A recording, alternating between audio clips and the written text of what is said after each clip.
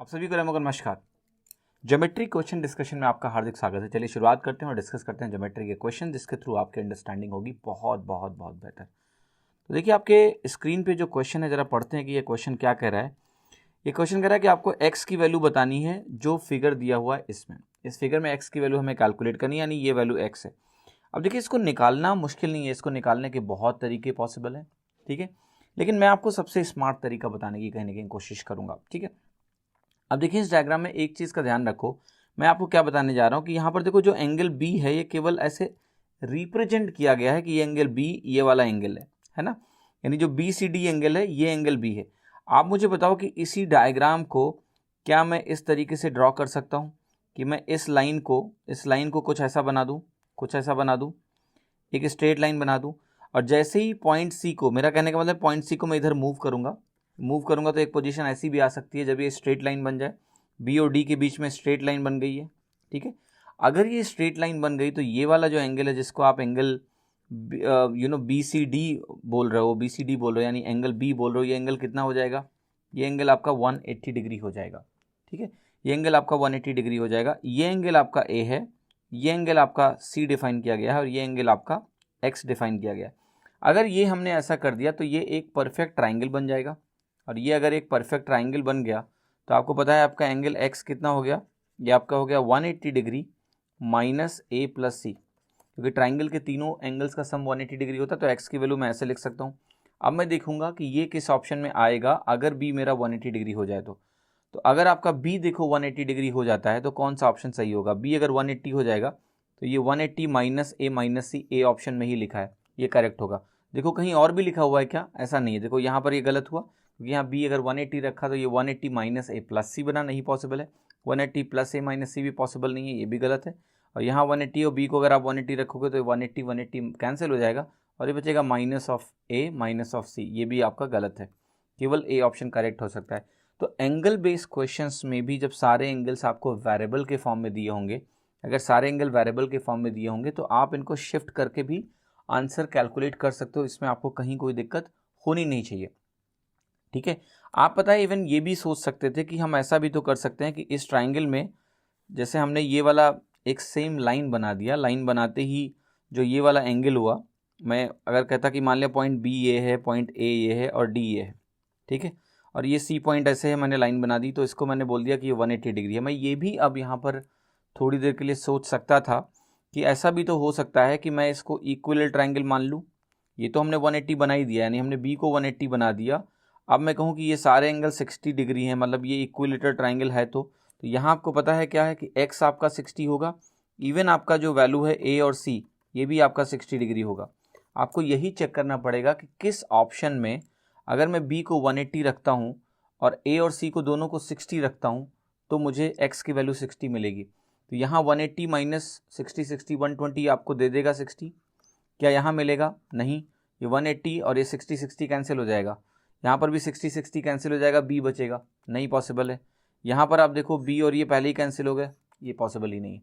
तो आप इन डायग्राम्स को भी चेंज कर सकते हो। ये चीज़ें आपको प्रॉब्लम सॉल्विंग में मेरे बार बार दिखती रहेंगी कि हम डायग्राम को बदल के चीज़ें निकालने की कोशिश कर रहे हैं, ठीक है।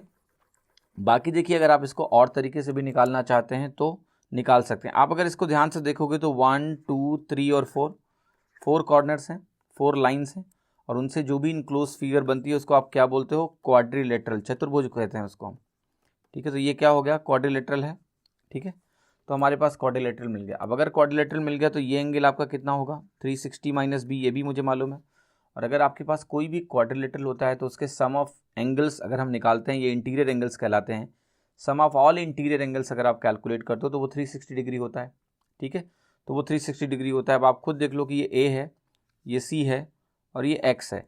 और अगर टोटल एंगल मुझे 360 डिग्री लाना है और ये 360 माइनस बी है तो ये तभी आएगा जब बी की वैल्यू आपकी कितनी हो। आप देखो अगर हम बी की वैल्यू कहूँ कि मुझे निकालना क्या है, आप समझने की कोशिश करो कि ये जो एंगल होगा आपका, ये एंगल अगर मैं ऐसे लिखूं तो ये होगा 360 माइनस एक्स प्लस ए प्लस सी। ये एंगल आपका होगा ये वाला एंगल। 360 डिग्री में से मैं अगर इन तीनों एंगल को घटा दूं ए सी और एक्स को तो मुझे क्या मिलेगा, ये वाला एंगल जो 360 माइनस बी के बराबर है।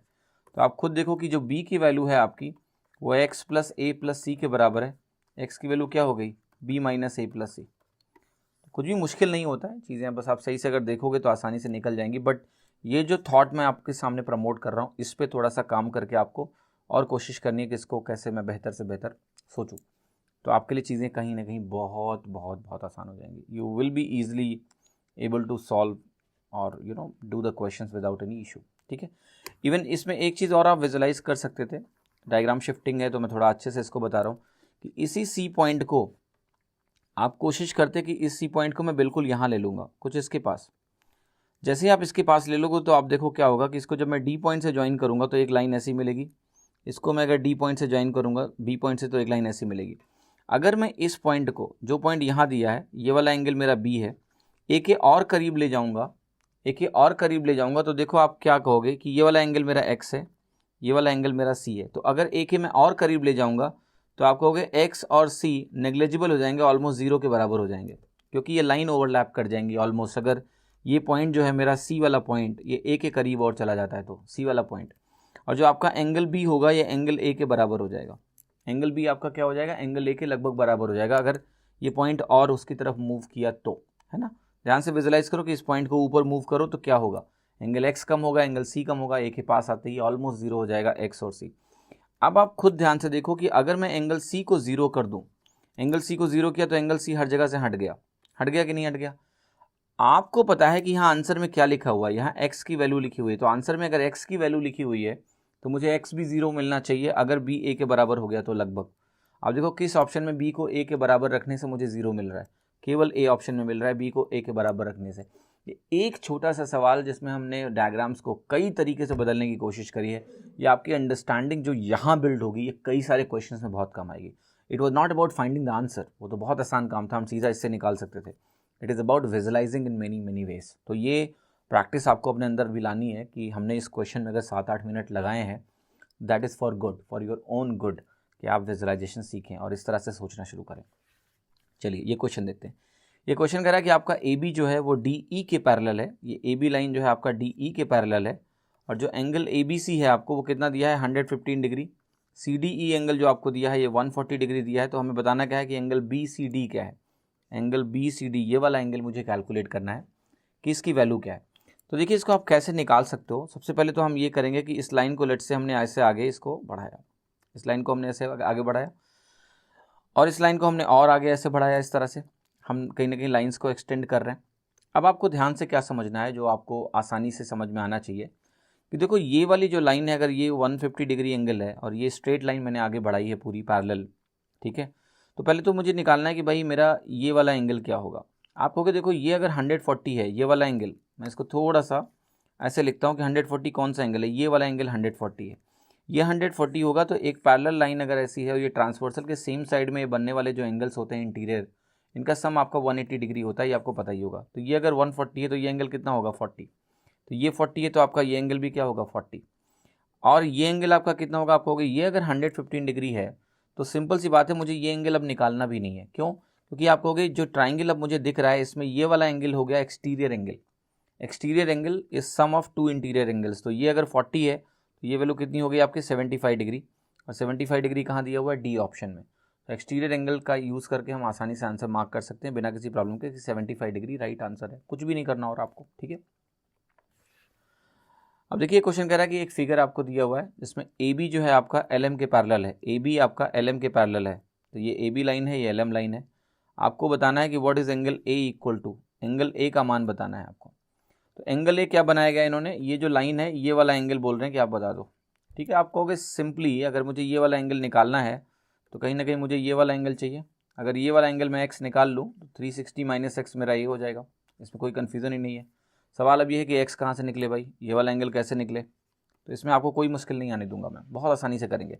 लेकिन सबसे पहले आप एक चीज़ बताओ मुझे, ट्रेडिशनली तो इस सवाल को हम कर ही सकते हैं, तरीके बहुत हैं, मैं आपको बताता हूँ कैसे करोगे।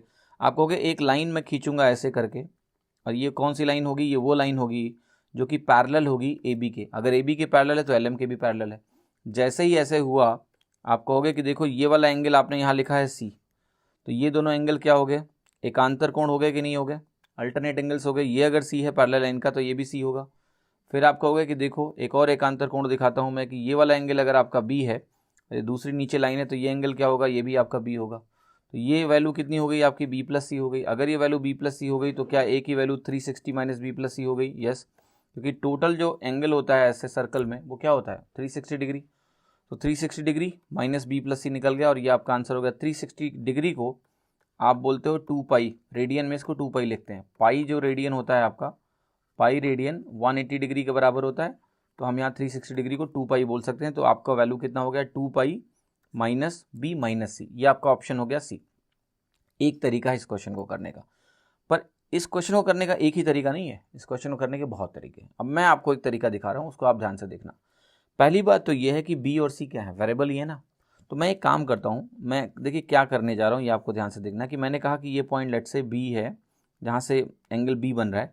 मैं एंगल बी और सी एंगल दोनों को 90 डिग्री मान सकता हूँ या नहीं, बिल्कुल मान सकता हूँ। क्वेश्चन में कहीं कोई रिस्ट्रिक्शन नहीं है। तो मैं ऐसा कर सकता हूँ कि मैं बी सी को बराबर भी कर सकता हूँ और मैं बी सी को 90 डिग्री भी मान सकता हूँ। ठीक है, आपसे एक छोटा सवाल है कि अगर ऐसा हुआ तो पहली बात तो जब बी सी एक ही लाइन में आ जाएंगे, ये एक ही लाइन में आ जाएंगे, तो ये जो पॉइंट है, ये पॉइंट जब आप इधर मूव करोगे, ऐसे इधर मूव करोगे, ऐसे इधर मूव करोगे, तो यहाँ आप मूव करके मान लिया आ गए। मतलब मैंने क्या कहा कि इस पॉइंट को, ये जो पॉइंट है आपका, ये मैं मूव करके यहाँ लेके आ रहा हूँ। ठीक है, और ये पॉइंट अगर यहाँ आ गया तो इसका एंगल कितना हो गया, जिसकी आप बात करो एंगल ए।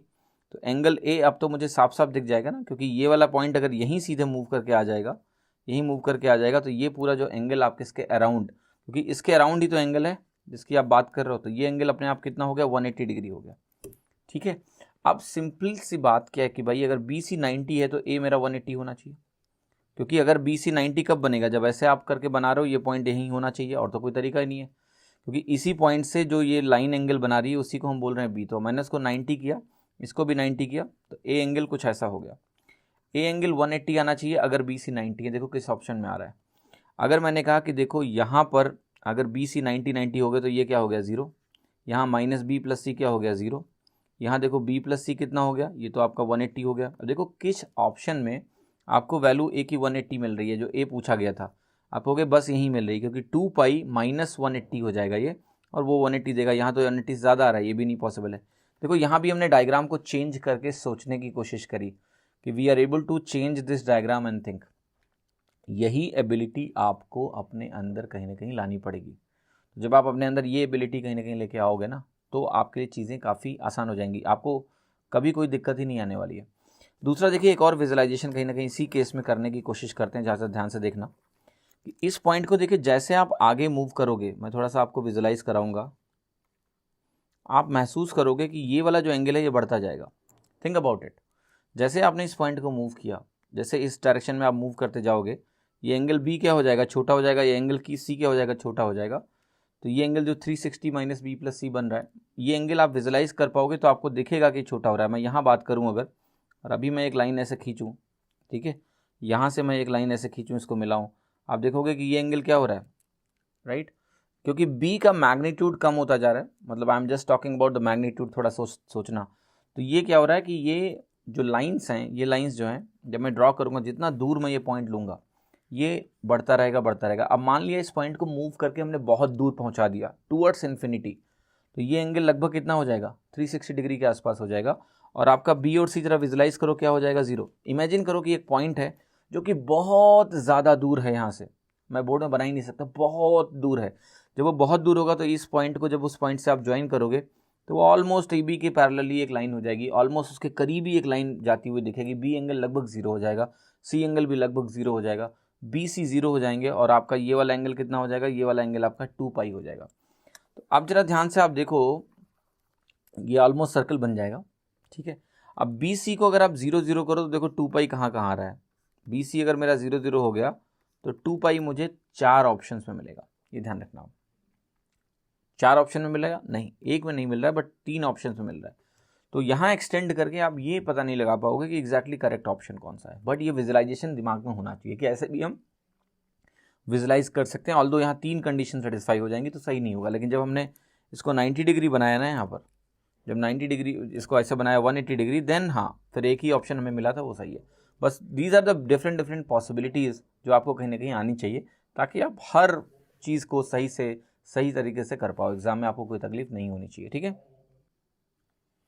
देखिए क्वेश्चन कह रहा है कि 3 लाइन्स हैं, वो पेयर्स में एक दूसरे को इंटरसेक्ट करें तो what is the number of angles form. ठीक है, अब देखिए अगर पेयर में इंटरसेक्शन है तो इसका क्या मतलब है, इसका मतलब है कि देखो ये लाइन है और एक 2 लाइन्स मैंने ऐसे बनाई। अब क्या है कि एक लाइन अगर मैं और फॉर्म करूं वो इस तरीके से करूं कि ये इन दोनों लाइन्स को इंटरसेक्ट करे। ठीक है, इन दोनों लाइन्स को इंटरसेक्ट करे कुछ इस तरीके से, तो एक लाइन ऐसी बन गई। आप ऐसा भी सोच सकते हो कि भाई ये इंटरसेक्शन हो रहा है, अब अगर मैं एक लाइन ऐसे खींचता हूँ, एक लाइन ऐसे खींचता हूँ, तो वो लाइन क्या इन दोनों लाइन्स को इंटरसेक्ट कर रही है?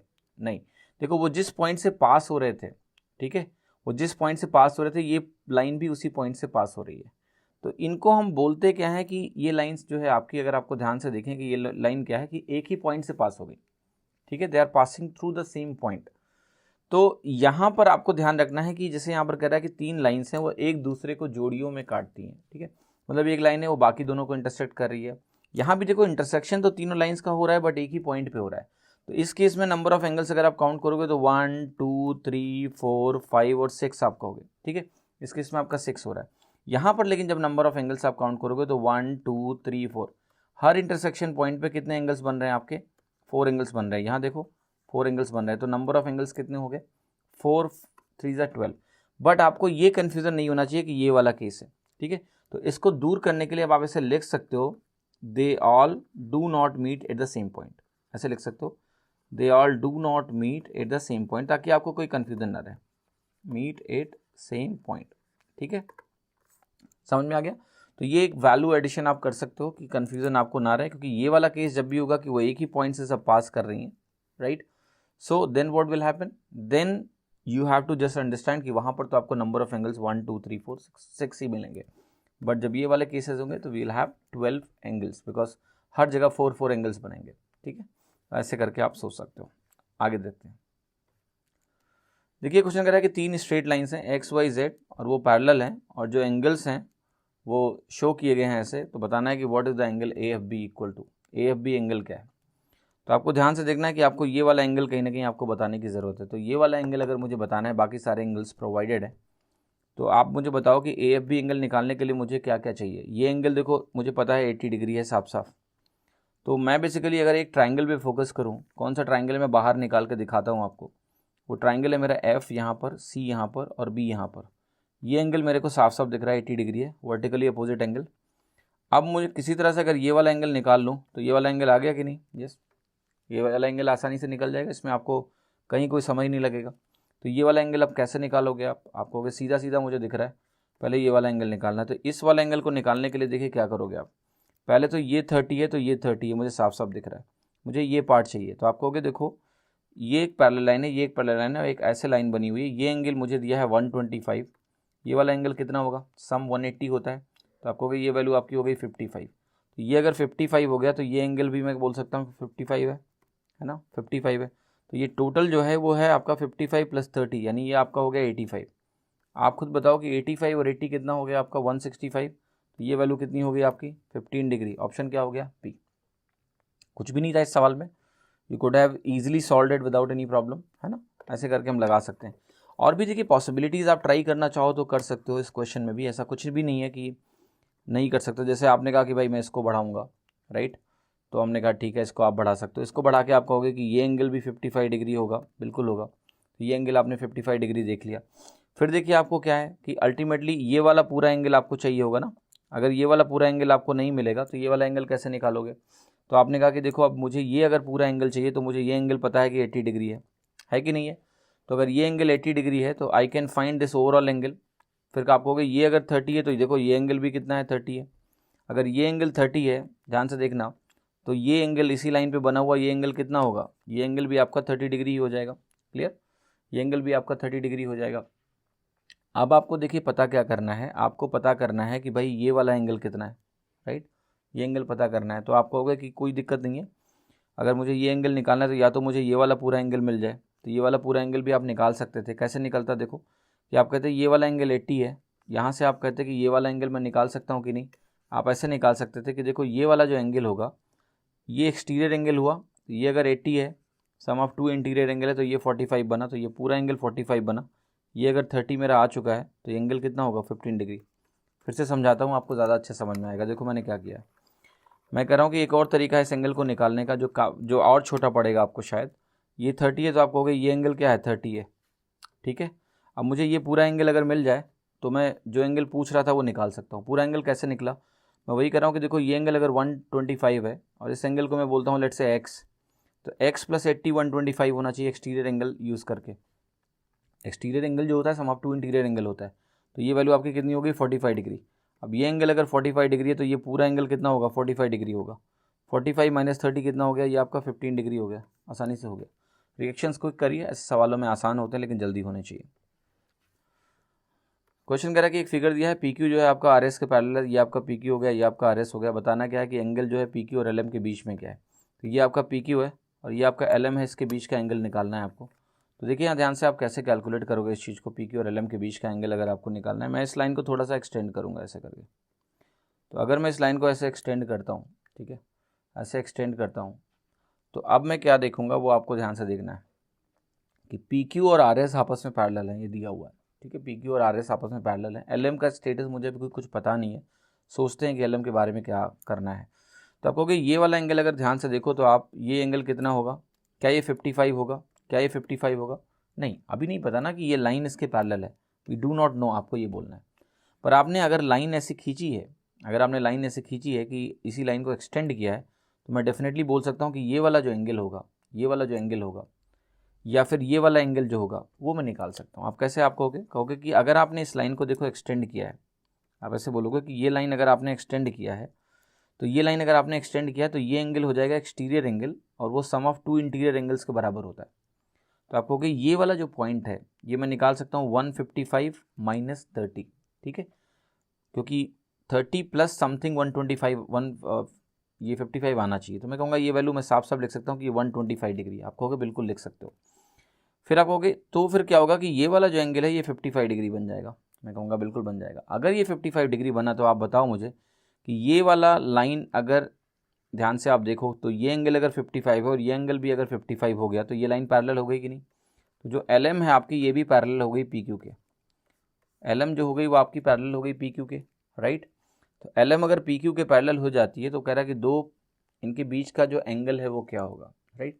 तो देखो दो लाइंस अगर पैरेलल होती हैं, ये दो लाइंस अगर पैरेलल हैं आपके लिए इस तरह से, तो पैरेलल लाइंस ऐसे होती हैं अगर, और इनके बीच का आपको एंगल पूछा जाता है कि इनके बीच का एंगल क्या है, तो आइडियली इसको हम बोलते हैं 0 डिग्री, क्योंकि इनका स्लोप सेम हो जाता है। स्लोप सेम होने से इनके बीच का एंगल 0 डिग्री होता है, ठीक है। लेकिन 0 डिग्री कहीं लिखा नहीं हुआ है, then what you will mark 180 degree, है ना। तो लाइंस पैरेलल हैं, 0 डिग्री लिखा होना चाहिए, जो कि नहीं दिया, तो क्लोजेस्ट आंसर जो आप मार्क करोगे यहाँ पर वो 180 डिग्री आप कहीं ना कहीं मार्क करोगे, right. That is the answer. देखिए क्वेश्चन कह रहा है कि फिगर आपको दिया हुआ जिसमें AB आपका CD के पैरेलल है, AB CD के पैरेलल है, एंगल DC आपका X है और एंगल ABE आपका क्या है, Y है। तो बताना है एंगल CEB क्या होगा। आपका एंगल CEB आपको कैलकुलेट करना है, मतलब ये वाला एंगल आपको कहीं ना कहीं निकालने की जरूरत है। तो देखिए पहली बात तो क्या है, AB CD के पैरेलल है, मतलब ये लाइन इसके पैरेलल दी हुई है, आप इसको ऐसे एक्सटेंड कर सकते हो, ठीक है। जब हम इसको ऐसे एक्सटेंड करेंगे तो एक्सटेंड करने से देखो क्या फ़ायदा मिलेगा। ABCD के पैरेलल है, लाइन एक्सटेंड किया तो आप कहोगे कि ये X बन जाएगा, ये X बन जाएगा क्योंकि एकांतर कोण यानी अल्टरनेट एंगल्स बनेंगे X और X, ये X बना। अब आपको देखिए इंटरेस्टिंगली क्या अंडरस्टैंड करना है कि ये वाला एंगल मेरे को निकालना है, ये वाला एंगल मुझे कैलकुलेट करना है। तो आप कहोगे कि देखो ये वाला जो एंगल अब यहाँ पर लिखा होगा ये होगा 180 माइनस वाई, ठीक। अब जो एंगल मुझे निकालना है इसको मैं बोल देता हूँ थीटा। आप देखो दोनों जो ग्रीन एंगल्स हैं, दोनों ग्रीन एंगल्स इनको ध्यान से देखो, ये एंगल जो X है वो एक्सटीरियर एंगल है उस ट्राइंगल का, ये जो ट्राइंगल है इसका एक्सटीरियर एंगल बना रहा है X। X की वैल्यू आपकी कितनी हो गई 180 माइनस वाई प्लस थीटा। मुझे निकालना क्या है थीटा। थीटा आपका क्या आ गया, आपका X प्लस वाई माइनस 180, और इस 180 को आप पाई से रिप्लेस कर दो, तो पाई से रिप्लेस करते आपको ऑप्शन कितना मिल गया, डी। डी इसका सही उत्तर है, ठीक है। तो एक तरीका हो गया आपको इस क्वेश्चन को करने का। देखिए इस क्वेश्चन को करने के बहुत तरीके हैं, बहुत ध्यान से आपको समझना है, मैं आपको अच्छे तरीके से बताने की कोशिश कर रहा हूँ कि इस लाइन को जब हमने एक्सटेंड किया है ना, तो ये एंगल जो बना है इसको हम, यही हमारा एंगल X है। अब आप एक चीज़ बताओ मुझे थोड़ा देर के लिए कि अगर मैं ये लाइन ऐसी है और मैं इस B पॉइंट को क्या करूँ, सीधा कर दूँ, थोड़ा ऐसे सीधा कर दूँ, ऐसे सीधा कर दूँ कि AB तो पैरेलल है, ये लाइन ऐसी हो जाए। तो ये लाइन अगर ऐसी होगी तो ये वाला जो एंगल बनेगा ना, ये वाई जिसको आप बोल रहे हो, ये आपका 180 डिग्री हो जाएगा, ये 180 डिग्री हो जाएगा। और एक चीज़ और भी ध्यान से अंडरस्टैंड करो कि ये जो ट्रांसवर्सल है ये तो वैसा ही रहेगा जैसा है ना। ट्रांसवर्सल अगर वैसा रहेगा तो ये एंगल आपका हो गया एक्स, ये एंगल आपका एक्स हो गया, और ये एंगल भी क्या हो गया आपका एक्स हो गया। देखिए मैं आपको समझाने की जो कोशिश कर रहा हूँ उसको बहुत इत्मीनान से आपको समझना है कि ये पॉइंट आपका ई है ना। आपसे पूछा क्या गया कि आपको एक्स बताना है, और एक्स आपको किसके टर्म्स में बताना है, वाई के टर्म्स में बताना है। आप मुझे बताओ कि यहाँ पर जो एंगल एक्स है, आप ध्यान से देखो, एंगल एक्स है, आपका वाई कितना हो चुका है, 180 डिग्री हो चुका है। अब देखो किस ऑप्शन में अगर मैं वाई को 180 रख दूं तो मुझे एक्स ही मिलेगा, क्योंकि ये वैल्यू अब सिर्फ और सिर्फ क्या हो जाएगी, एक्स हो जाएगी। कब? जब मैंने इस लाइन को पैरेलल ले लिया, जब इस लाइन को पैरेलल एज्यूम कर लिया, तो ये एंगल जो आप मुझसे पूछ रहे हो ना, जो एंगल आप मुझसे पूछ रहे थे कि जो है सी ई बी क्या होगा, जहाँ पर ये पॉइंट सी था, ये पॉइंट आपका ई था और बी कहीं इधर आ गया, तो सी ई बी एक्स के बराबर हो गया। अगर मेरा सी ई बी एंगल एक्स के बराबर है तो मैं देखूंगा कि वाई 180 रखने पे कहाँ एक्स मिल रहा है, केवल और केवल डी ऑप्शन में। अगर आप वाई को 180 रखोगे तो वाई माइनस 180 जीरो हो जाएगा, और आपको क्या मिलेगा, सिर्फ और सिर्फ वैल्यू मिलेगी x. That is what will become the right answer. तो आपको कोई कंफ्यूजन नहीं होना चाहिए कि सी ई बी की वैल्यू एक्स लानी है, डी हो गया। तो देखिए सिंपल सी बात है कि आपको करना बस यही है, आपको करना बस यही है कि आपको बस चीज़ें सही से लर्न करनी है, विजुअलाइजेशन सीखना है। तो ये सवाल भी आपके आसानी से हो सकते हैं कि हमने एज्यूम करके सीधा कर लिया पॉइंट को और सॉल्व कर लिया, ठीक है। बाकी आप हर चीज़ ट्राई करो, सब कुछ अच्छा है। अब देखिए क्वेश्चन, देखिए इस क्वेश्चन में कह रहा है कि जो एंगल है आपका एक्स डिग्री, ए डिग्री और सी डिग्री और पाई माइनस बी डिग्री, ये इंडिकेट किए गए हैं फिगर में। तो बताना है कि इसमें कौन सा सही है। 4 ऑप्शन दिए हैं, इसमें बताना है कौन सा ऑप्शन इस केस में आपका करेक्ट है। तो देखिए इस क्वेश्चन को करने के फिर से बहुत सारे तरीके हो सकते हैं, आपको स्टीरियर एंगल यूज़ करके बहुत कुछ मिल जाएगा। हमें निकालना क्या है, अल्टीमेटली हमें निकालना है रिलेशनशिप जिसमें एक्स भी हो, ए भी हो, बी भी हो और सी भी हो, सबका इस्तेमाल करके हमें कुछ करना है। तो आप कहोगे देखो ये एंगल आपको साफ साफ दिख रहा है कि एक्स है, अब x will be equal to ये एंगल प्लस सी, साफ साफ दिख रहा है मुझे।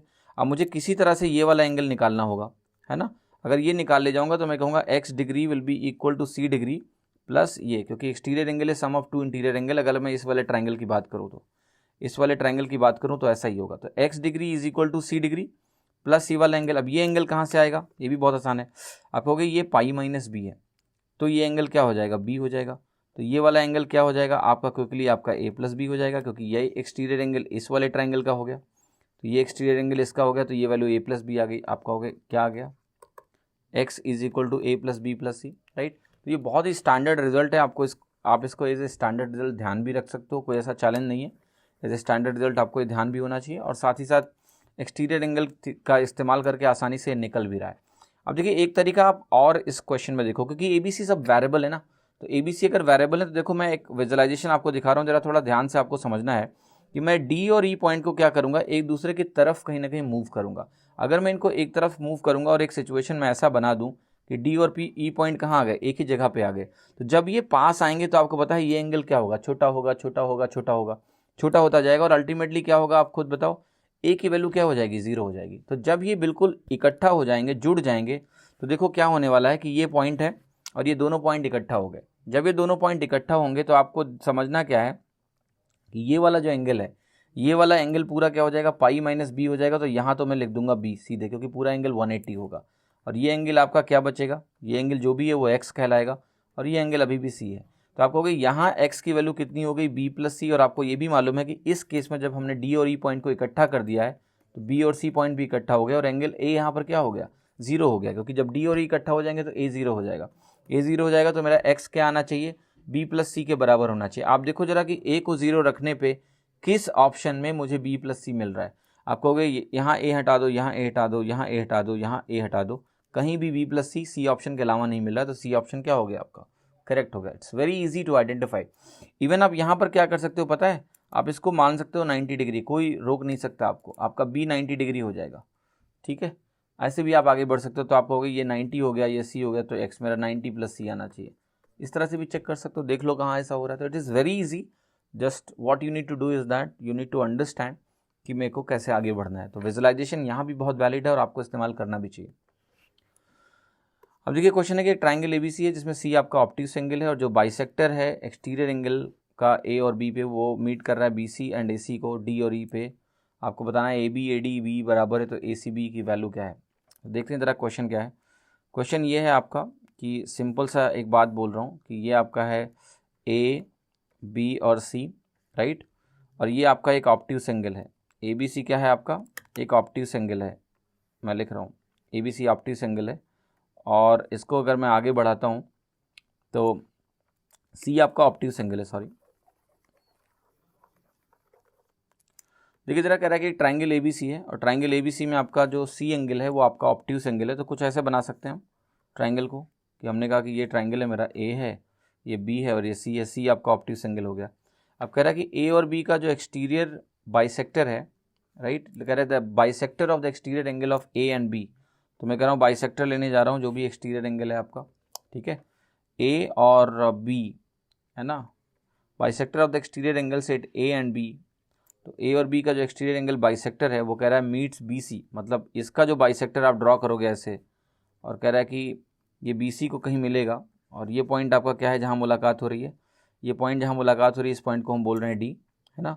और ए सी को कहाँ मिल रहा है, राइट, ये कह रहा है कि बी सी को आपका मिल रहा है डी पॉइंट पे और ए सी को मिल रहा है ई पॉइंट पे। तो यहाँ पर मैं क्या कर रहा हूँ, इसका जो बाइसेक्टर मैं ड्रॉ करूँगा ना वो कहीं ना कहीं आप इसको आगे बढ़ाओगे तो यहाँ इंटरसेक्शन इनका हो रहा है ई पॉइंट पे। तो आपको क्या बताना है, आपको बताना है कि एंगल ए सी बी किसके बराबर है, ये वाला एंगल मुझे कैलकुलेट करना है। कुछ और कंडीशन आपको दी है कि जो आपका ए बी का लेंथ है, ये वाला लेंथ, ये आपका बराबर है ए डी के लेंथ के, इसके बराबर है, और साथ में यही लेंथ आपका बी ई के बराबर भी है, ये लेंथ आपका बी ई के बराबर भी है। और आपको कैलकुलेट करना है कि ये वाला एंगल क्या होगा। तो देखिए इस क्वेश्चन में करना क्या है, आपको कैसे इस क्वेश्चन में आगे बढ़ना है। अब देखिए क्या करना है, आप एक चीज़ यहाँ पर सीधा बोल सकते हो कि भाई देखो अगर मैं ये साइड देख रहा हूँ और मैं ये साइड देख रहा हूँ तो एक आइसोसेलेस ट्राइंगल है। तो आइसोसेलेस ट्राइंगल में अगर आप कहोगे ये वाला एंगल थीटा है तो ये वाला एंगल भी क्या होगा, थीटा होगा। तो मैंने लिख दिया कि दोनों एंगल थीटा और थीटा हो गए। उसके बाद आप कहोगे कि अगर मैं ये वाला ट्राइंगल देखूँ तो यहाँ पर मुझे एक एंगल तो थीटा मिला है। अब अगर इस एंगल को लेट से मैं बोलता हूँ फाई, तो यहाँ पर क्या होगा, इसके अपोजिट एक एंगल है, ये भी हो जाएगा आपका फाई, ठीक है। तो ये आपका वैल्यू कितना मिल गया, आपको वैल्यू मिल गया फाई और फाई, क्योंकि आइसोसेलेस ट्राइंगल है तो ये थीटा है, ये फाई है। अब आप ध्यान से देखो, अगर मैं इस वाले एंगल की बात करूं, इस वाले एंगल की बात करूं तो ये एंगल आपका है 180 माइनस थीटा प्लस फाई। अब हमें किसी भी तरह से कहीं ना कहीं कुछ करके थीटा और फाई को समझना होगा कि थीटा और फाई का सम क्या है। थीटा और फाई का सम अगर निकलता है देन हम कुछ ना कुछ इस क्वेश्चन में कर पाएंगे आगे की तरफ। Okay, let us solve this question. ये कह रहा है कि ट्राइंगल एबीसी आपका है जिसमें सी आपका एक ऑब्ट्यूस एंगल है, तो मैं बना रहा हूँ इसको। सी आपका क्या है, एक ऑब्ट्यूस एंगल है, तो ये आपका ऑब्ट्यूस एंगल हो गया जिसको मैं बोलूँगा ए बी और सी मान लिया, है ना।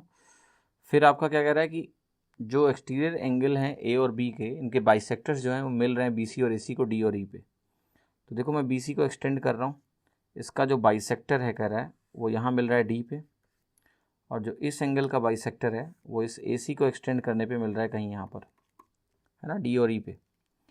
सो अब देखिए हमें क्या पता करना है, हमें पता करना है कि एंगल ए सी बी, ये वाला एंगल किसके बराबर है, ये हमें कैलकुलेट करने की ज़रूरत है इस पर्टिकुलर केस में। तो देखिए इसको ज़रा कैलकुलेट करने की कोशिश करते हैं कैसे होगा ये क्वेश्चन। तो देखो पहली बात तो आपको ये समझ में आ रहा होगा कि ये वाला एंगल अगर हम इसको लेट से बोल देते हैं ए, ठीक, तो इस वाले एंगल को ध्यान से देखना। अगर एक्सटीरियर एंगल की बात करेंगे तो 180 माइनस ए होगा, तो इतना एंगल अगर केवल मैं कहूँ तो ये 90 माइनस ए बाई 2 होगा। सिंपल है, पूरा angle 180 minus A bisector upon 290 minus A by 2। एक चीज़ और ध्यान से अब आपको देखना है यहाँ पर कहीं ना कहीं कि अगर मैं इस ट्राइंगल को अब ध्यान से देखूँ, जो मेरे सामने भी ट्राइंगल बना हुआ है, कि एक ये वाला एंगल मुझे दिख रहा है 90 माइनस ए बाई 2 साफ साफ, ठीक है, और ये एंगल आपका ए दिख रहा है, ये एंगल आपका ए दिख रहा है, और साथ ही साथ मेरे पास अब ये जो एक इन्फॉर्मेशन आपको दी थी ध्यान से, वो आपको देखना है कि ये वाला साइड बोल रहा था कि ए बी जो है आपका वो ए डी के बराबर है और ये आपका बी ई के बराबर है। तो अब ज़रा इससे क्या समझ सकते हैं हम कि अगर ये दोनों साइड्स बराबर हैं तो इस एंगल को अगर मैं बोलता हूँ कि ये मेरा एंगल बी है, तो इक्वल साइड से तो एंगल्स भी इक्वल होंगे, तो ये एंगल भी मेरा बी होगा कोई कन्फ्यूज़न यहाँ नहीं होना चाहिए, राइट। अब अगर मैं ध्यान से देखूँ कि भाई मैं इस एंगल के लेट से बात कर रहा हूँ, जो मुझे कैलकुलेट ही करना है, इसको मैं एंगल सी बोल रहा हूँ, ये सम ऑफ टू इंटीरियर एंगल हो जाएगा, जिसको मैं बोल सकता हूँ कि ये 90 minus A by 2 plus B के बराबर है। आपको कोई ठीक है, इसको लिख के क्या मिला, मैं कहूँगा कोई परेशानी की बात नहीं है, इतना तो कम से कम हम लिख पा रहे हैं, ठीक है। आपने कहा ओके। अब इसी चीज़ को ना हम कोशिश करते हैं कि जो दूसरी वैल्यूज़ दी हैं उससे लिखने की कोशिश करें। कैसे वो समझते हैं जरा। ये एंगल अगर आपका ए है तो क्या ये एंगल भी ए होगा? यस, क्योंकि ये साइड इसके बराबर है तो ये एंगल भी कहीं ना कहीं ए हो गया। अब इसी सेम एंगल को ध्यान से आप देखना, इस एंगल को आप ध्यान से देखो, ये आप जल्दी से जैसे वहाँ लिखा था हमने 90 माइनस a/2, ये 90 माइनस b/2 होगा। अब यही सेम एंगल आपका सी किसके बराबर होगा? आप कहोगे यही सेम एंगल हो गया दो इंटीरियर एंगल का sum 90 minus b/2, 90 minus b/2 plus A के बराबर हो गया। यहाँ भी आपको कोई कन्फ्यूजन होना नहीं चाहिए। साथ ही साथ देखिए आपको ये भी मालूम है कि जो सी आपका है वो क्या है 180 माइनस ए किसके बराबर है? 180 माइनस ए माइनस बी के बराबर भी है। ये तो बहुत ही वेल नोन चीज़ है ना, वो तो मुझे पता ही है। लेकिन क्या इन तीनों को अगर मैं कुछ ऐड करूं, सब्ट्रैक्ट करूं, तो क्या मेरा कुछ फ़ायदा इससे होगा या नहीं होगा, ये मुझे अंडरस्टैंड करने की कहीं ना कहीं नीड है। या फिर मैं इसको ना भी लिखूं तो क्या जो चीज़ मैं अचीव करना चाहता हूँ वो हो जाएगा? देखते हैं ज़रा। अब अगर इन दोनों को आप ऐड कर दो तो आप हो गए 2c will be equal to 180 minus, ये देखो a माइनस a/2 आएगा तो ये बनाएगा प्लस a/2, यहाँ b माइनस b/2 आएगा तो ये बनाएगा प्लस b/2। अब इनको अगर आप ध्यान से अंडरस्टैंड करोगे तो आपको ये वैल्यू दे देगा 2c इज इक्वल टू 180, और जो आपका half of a plus B है, a प्लस बी किसके बराबर है ज़रा बताओ? आप कहोगे वो तीसरी इक्वेशन का यूज़ करेंगे हम, कि सम ऑफ 3 एंगल्स इज 180, तो a प्लस बी जो बचेगा यहाँ पर वो हो जाएगा आपका 180 माइनस सी।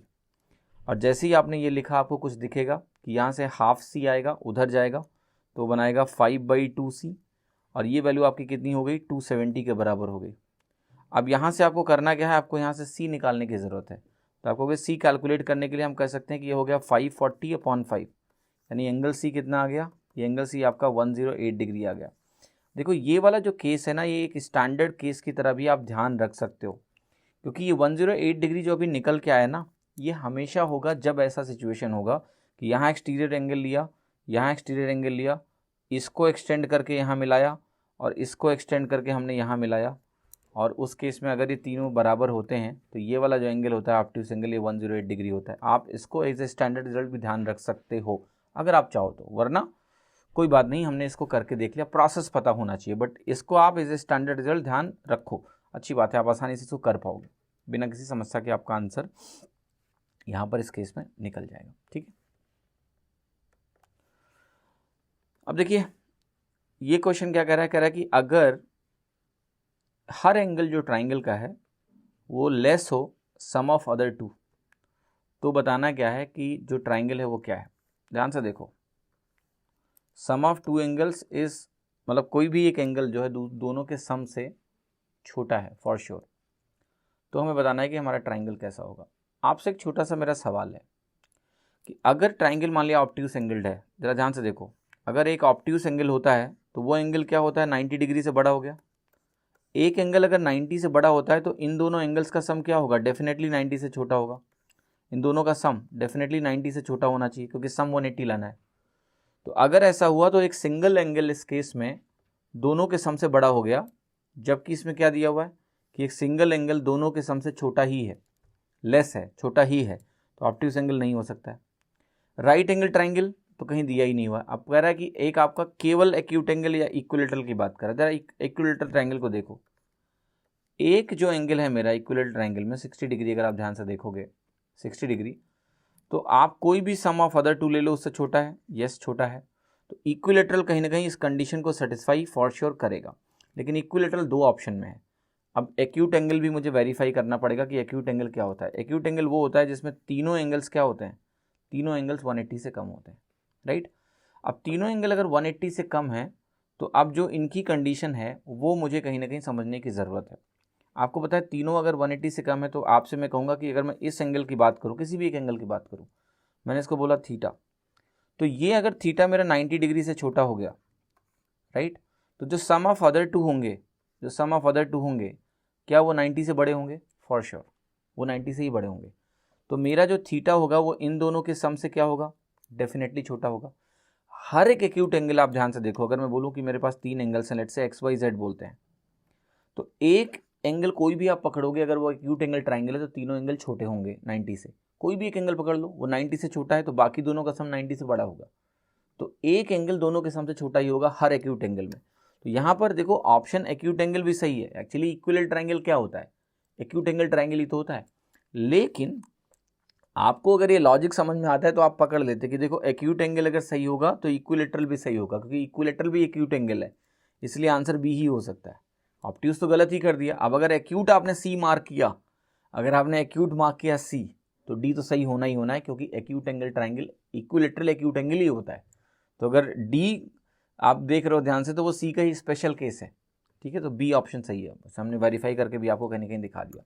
उम्मीद करता हूँ कि काफ़ी कुछ आपने इस पार्ट से सीखा होगा और अपनी अपनी लर्निंग में इसको इम्प्लीमेंट करके और इसको कहीं ना कहीं आगे इनकॉर्पोरेट करके आगे बढ़िए। Thank you.